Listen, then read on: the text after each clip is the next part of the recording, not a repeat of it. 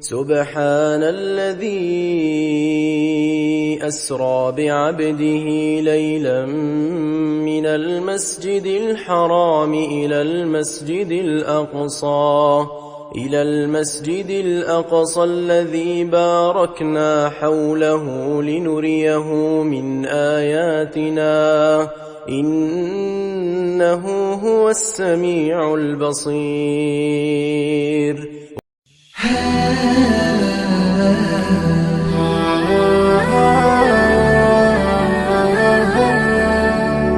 Setelah pulang dari Isra dan Mi'raj, karena itu perjalanan malam hari, beliau pulang sudah pagi. Pada saat itu pagi sudah mulai kelihatan matahari di pagi hari. Awal pagi kita di waktu syuruk, gitu kan. Duduklah Nabi SAW di depan Ka'bah. Duduk di depan Ka'bah, merenungi kejadian semalam ini, kejadian yang spektakuler, yang luar biasa. Duduk Nabi SAW merenungi lewat Fir'aunnya umat ini, Abu Jahal. Ini orang julukannya di Mekah Abul Hakam, orang yang bijaksana gitu. Dan pada saat itu dia raja di Mekah. Tapi Nabi SAW suruh kita panggil dia siapa? Abu Jahal. Jahal ini super goblok. Bukan cuma goblok, super goblok. Luar biasa. Kenapa dikatakan begitu? Orang Mekah bilang Abu Hakam, dia dikatakan Abu Jahal. Karena Abu Jahal ini sama Abu Sufyan itu setiap malam dengar Al-Quran yang Nabi baca di rumah Nabi SAW. Setiap malam datang dengar, mereka diam-diam. Misalnya ini tempat tisu, ini rumah Nabi SAW, nanti Abu Jahal di sini, Abu Sufyan di sini, ada satu lagi temannya di belakang. Jadi mereka nggak saling tahu nih. Sampai pagi mereka dengar tuh ayat Al-Quran. Waktu mereka pulang ketemu tiga-tiga. Lo saling tanya, kenapa kalian sini? Kenapa kalian sini? Kenapa kamu sini? Kenapa kamu sini? Oh, saya dengarkan ayatnya yang Muhammad baca. Kata Abu Jahal, kita janjian, nggak boleh terulang. Kalau masyarakat Mekah tahu kita dengar apa yang Muhammad baca, nanti beriman semua nih. Sepakat ya? Sepakat, nggak ada yang hilangi. Besok malam datang lagi tiga-tiganya. Karena mereka satu sama yang lain menyangka temannya nggak bakal datang. Penasarannya. Ketemu lagi pagi, sepakat lagi, jangan ulangi ya. Hari ketiga ulangi lagi. Datang lagi tiga-tiganya. Ini kejadian nyata dalam sebuah riwayat Bukhari disebutkan itu. Maka tiba-tiba saja setelah itu, saya lupa namanya satu orang, tokoh Quraisy itu, yang bilang sama Abu Sufyan, wahai Abu Sufyan, bagaimana pendapatmu apa yang kau dengar dari Muhammad? Kata Abu Sufyan, yang saya tangkap, ini kita bukan anak-anak nih. Ini apa yang kita dengar 3 hari kita janjian tidak datang, tapi kita datang terus karena penasaran. Ini pasti ada sesuatu. Bagaimana pendapatmu? Kata Abu Sufyan, ada yang saya mengerti dan punya makna yang tinggi, bagus, ada yang saya tidak mengerti, tapi saya yakin itu kebenaran. Kata yang satu ini, saya juga begitu. Saya yakin ini kebenaran. Kita tanya Abu Hakam, datangi rumahnya Abu Jahal. Wahai Abu Hakam, apa pendapatmu yang kau dengar 3 hari dari Muhammad? Apa Abu Jahal bilang apa? Demi Allah, kan orang Mekah pakai kata demi Allah. Mereka tahu, mereka ikuti ajaran Nabi Ibrahim AS, cuma mereka musyrik. Mereka datangkan berhala, dijadikan perantara dengan Allah. Allah nggak mau tuh, gitu kan? Maka dia bilang, demi Allah saya tahu Muhammad benar. Kata dia. Loh, kata Abu Sufyan, lalu kenapa kau tidak beriman? Kamu raja kami, kalau kau beriman, ini satu Mekah beriman semua nih. Apa kata dia? Ini fanatisme, kebodohan nih. Ini sebab julukan Abu Jahal keluar. Dia bilang, dari dulu sukunya Muhammad sama suku aku bersaing di Mekah. Mereka berikan makan minum jemaah haji, kami juga berikan makan minum jemaah haji. Mereka buat pasukan untuk membela Mekah, kami juga buat pasukan membela Mekah. Pokoknya apa yang mereka buat, kami buat. Sehari buat mereka, sehari buat kami. Jadi bersaing terus. Sekarang dari sukunya Muhammad keluar Nabi, sukuku tidak ada nabinya. Kalau aku beriman berarti sukuku kalah. Hanya itu, fanatisme kebodohan gitu. Dia bilang, maka itu saya tidak akan beriman sama Muhammad. Gara-gara perkataan dia itu, Abu Sufyan dan ini juga ikut-ikutan nih. Satu Mekah semua nggak mau. Tentu Abu Sufyan nanti akhirnya masuk Islam setelah masuk kota Mekah. Tapi pada saat itu tidak mau juga. Baiklah. Ini sebab julukan keluar Abu Jahal. Lewat nih Abu Jahal nih. Lalu dia lihat Nabi SAW lagi merenungi, kayak ada sesuatu lagi difikirin. Dia bilang, wahai Muhammad, kalau bahasa kita ginilah, bahasa sederhana riwayat itu, kenapa kau melongo-longo seperti ini? Kok kamu kayak orang bingung, ada apa? Nabi SAW dengan polosnya ceritain, semalam, ini yang diceritain kepada Abu Jahal nih. Ini yang paling benci sama Islam. Kata Nabi SAW, semalam datang kepada saya malaikat bernama Jibril. Jibril datang membawa borak. Borak itu kuda bersayap. Ini kuda bersayap sampai hari kiamat, tidak ada nih kalau di kehidupan kita. Zaman itu, sekarang saja orang tidak percaya kalau ada kuda bersayap gitu kan. Apalagi zaman kuda bersayap, terbang.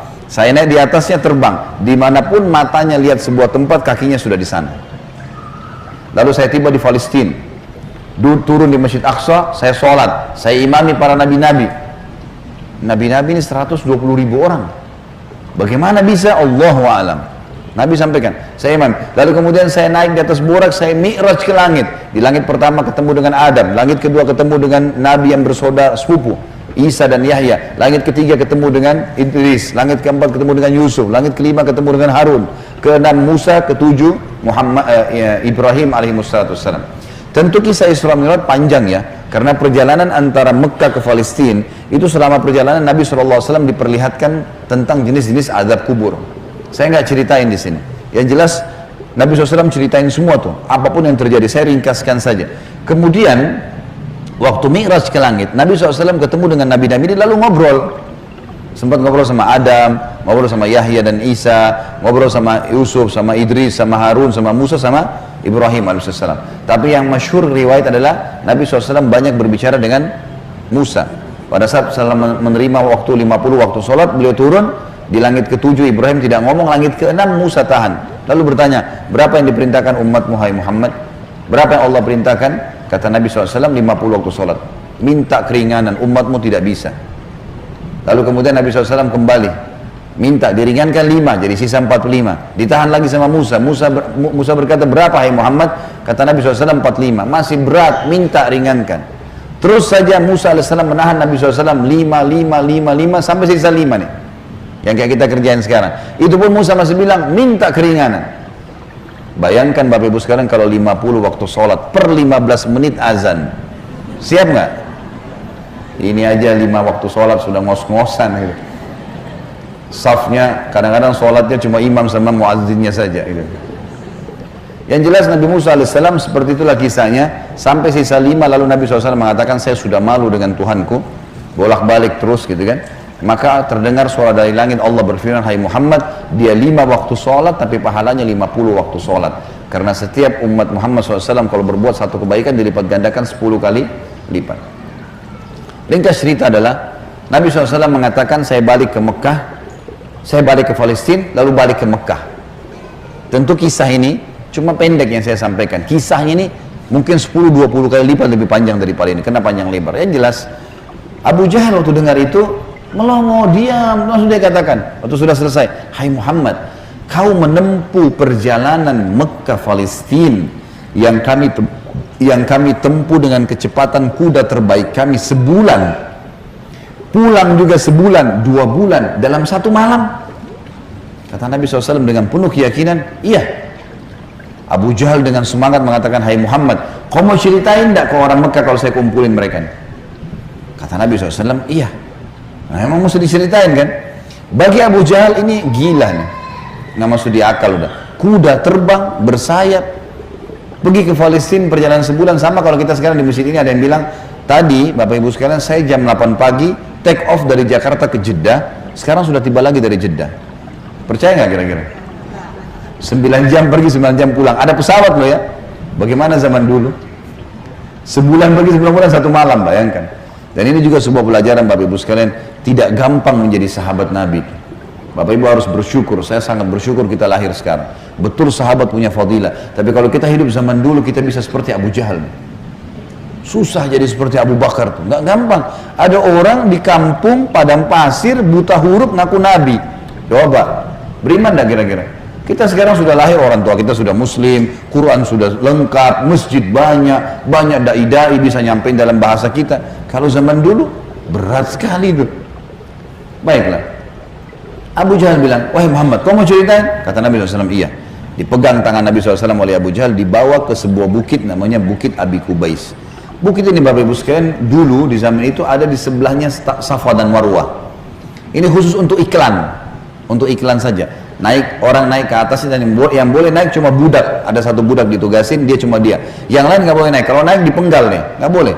Ini khusus berita penting. Seperti kalau ada yang mau serang Mekah, atau ada kepala suku yang mati, ada anak kepala suku yang lahir, seperti itulah.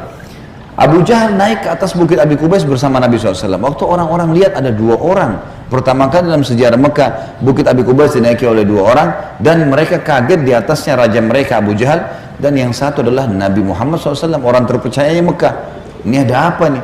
Maka orang-orang kafir kumpul karena Abu Jahal. Orang-orang beriman kumpul karena Nabi Muhammad SAW. Waktu mereka sudah kumpul, Abu Jahal bilang, wahai masyarakat Mekah, dengarkan baik-baik apa yang Muhammad mau sampaikan. Ini kalau Abu Jahal niatnya baik, mau nyampein dakwah, luar biasa pahalanya kalau dia masuk Islam. Masalahnya tidak, dia mau mempermalukan Nabi SAW. Niatnya itu. Maka dia bilang, silakan hai Muhammad. Nabi SAW ceritakan dengan polosnya. Datang Jibril, burak, kuda terbang, Palestina, sholat, dan sampai selesai.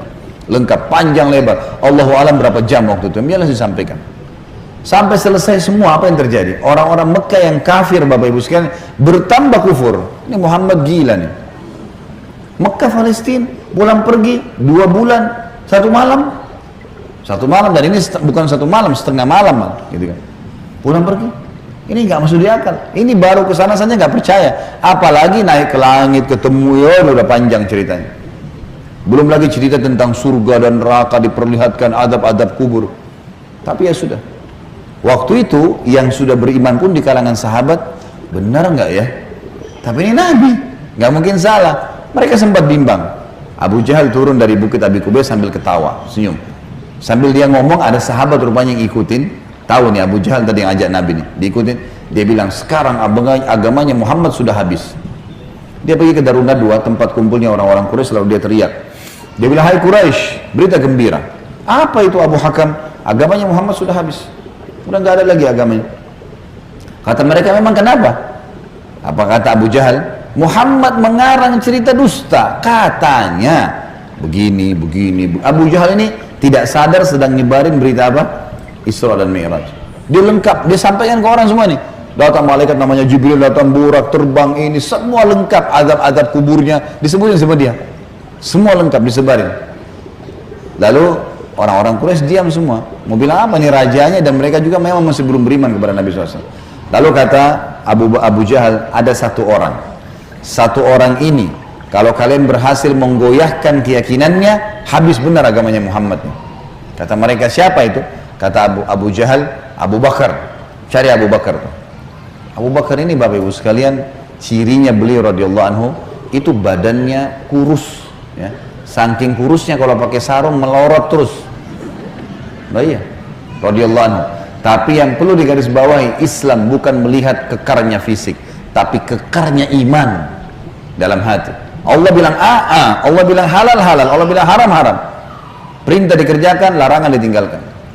Itu konsep dasarnya, gitu kan. Abu Bakar ini ditahu tentang masalah keyakinannya, sampai apa kata Nabi SAW?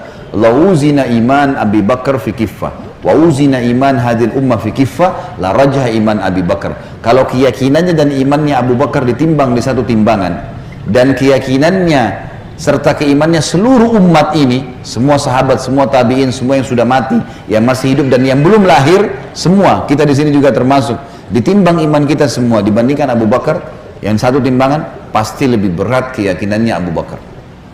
Kata Abdullah bin Mas'ud, sahabat Nabi radhiyallahu anhu yang mulia dengan ibadahnya yang luar biasa, kami tidak ada bedanya dengan Abu Bakar dari sisi ibadah. Karena Abu Bakar sholat, kami sholat. Abu Bakar puasa, kami puasa. Abu Bakar sedekah, kami sedekah. Abu Bakar ya jihad, kami jihad. Tapi kami tidak bisa menyayangi Abu Bakar dari sisi keyakinannya. Mustahil. Kalau Rasulullah sudah bilang kerjakan, apapun konsekuensinya, mau wajib, mau sunnah, nggak ada toleransi, nggak ada keraguan. Yang haram, nggak ada lagi. Haram, nggak ada ceritanya. Seperti itulah konsepnya. Jadi sangat luar biasa. Yang jelas Bapak Ibu sekalian, mereka bilang cari Abu Bakar. Dan juga ada hadis, supaya saya tidak lupa ya, kata Nabi SAW, tidak ada seseorang yang menginjakkan telapak kakinya di muka bumi setelah para nabi-nabi yang paling afdal lebih daripada Abu Bakar. Jadi setelah Nabi langsung dia radhiyallahu anhu, jadi orang yang sangat luar biasa. Datanglah orang-orang Quraisy ini ke kebunnya Abu Bakar, di kebun kurma di pinggir kota Madinah, dan orang sahabat-sahabat tadi ini pada ikut gitu kan.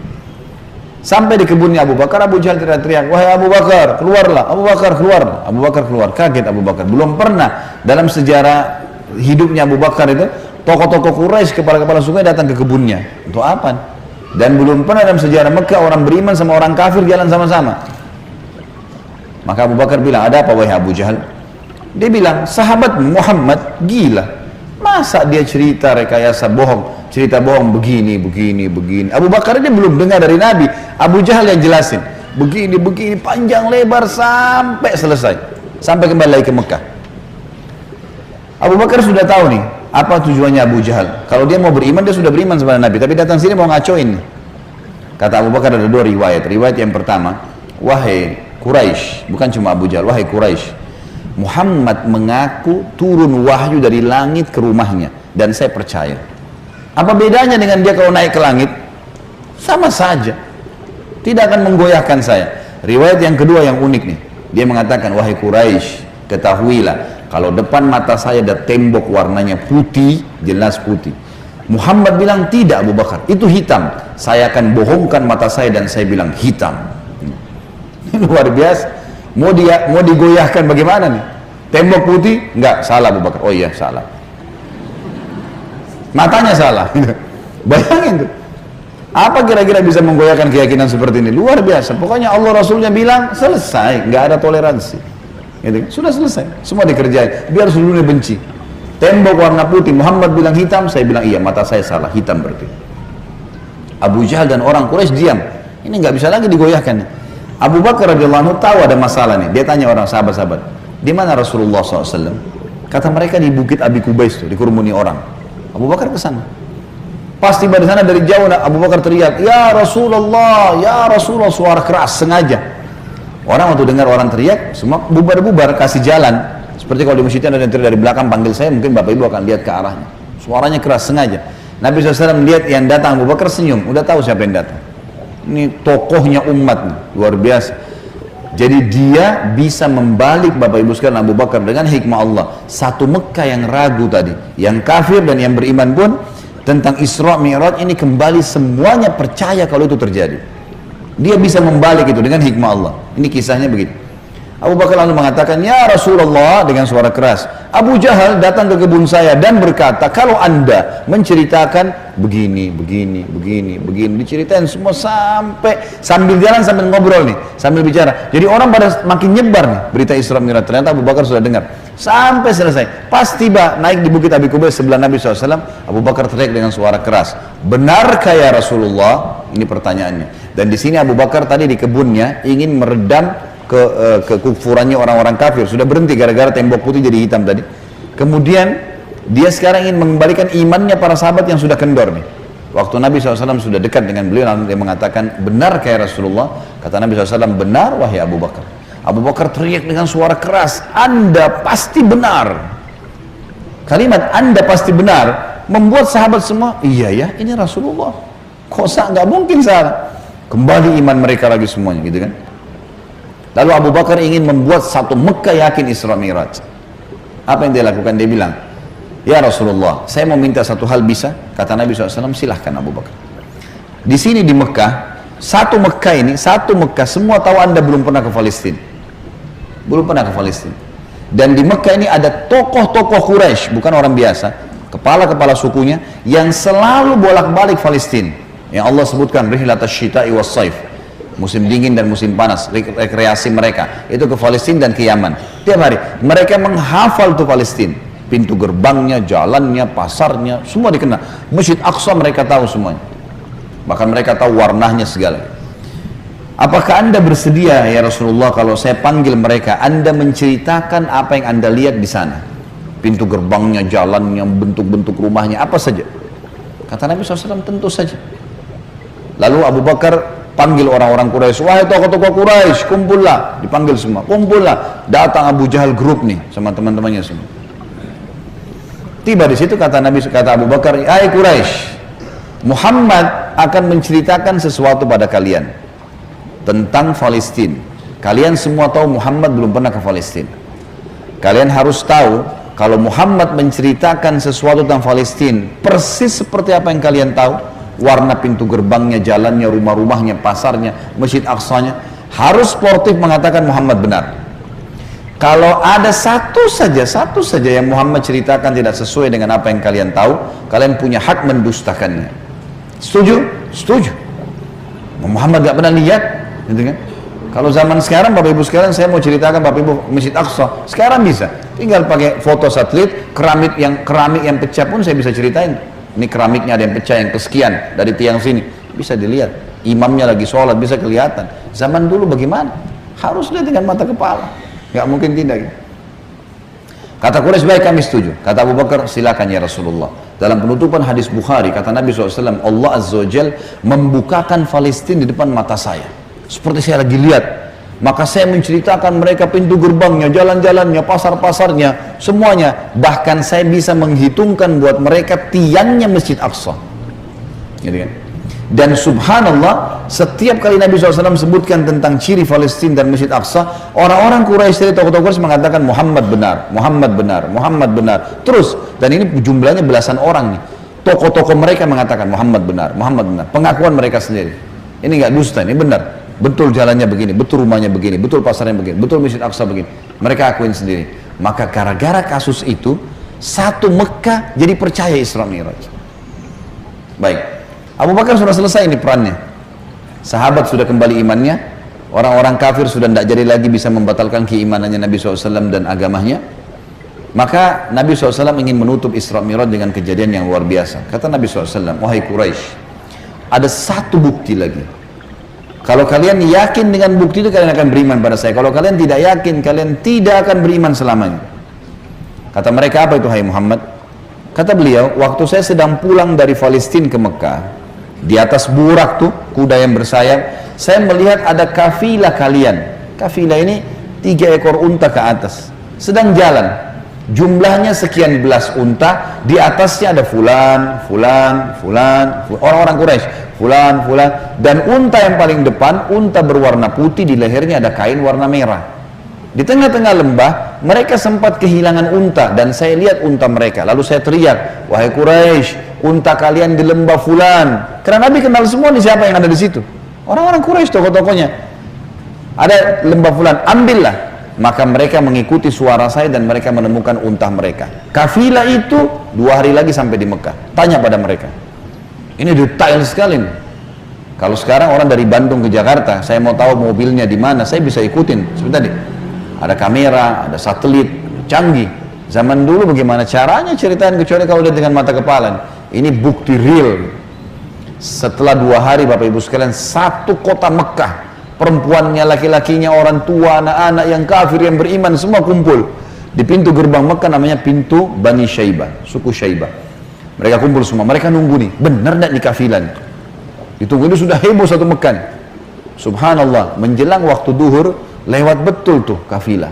Persis seperti yang Nabi ceritain. Jumlah untanya, nama orang-orangnya, unta paling depan warna putih, di lehernya ada kain merah. Karena penasaran, orang-orang Quraisy di Mekah ini bilang, hai Quraisy dari kafilah, kalian dari mana? Kata mereka, kami dari Palestina. Lalu bertanya lagi orang Mekah nih, apakah kalian sempat kehilangan unta di tengah jalan? Mereka bilang iya. Lalu apa yang kalian lakukan? Pertanyaan bertubi-tubi nih. Kami mendengarkan suara entah dari mana mengatakan, wahai Quraisy, unta kalian di lembah fulan. Kami ikuti, kami dapat unta kami. Sekarang orang-orang Quraisy di kafilah penasaran, wahai Quraisy Mekah, dari mana kalian tahu nih? Belum satu orang pun di antara kami masuk ke Mekah. Belum ada gosip nih, kok bisa sudah sampai? Belum ada masuk. Mereka sepakat mengatakan dari Muhammad. Semua orang mengatakan dari Muhammad. Semenjak itu semuanya percaya Isra Mi'raj terjadi. Ini tanda-tanda yang luar biasa. Makanya Allah turunkan surah nomor 17 khusus namanya surah Al-Isra, menceritakan masalah itu, sebuah keajaiban yang luar biasa, mukjizat Nabi Muhammad sallallahu alaihi wasallam.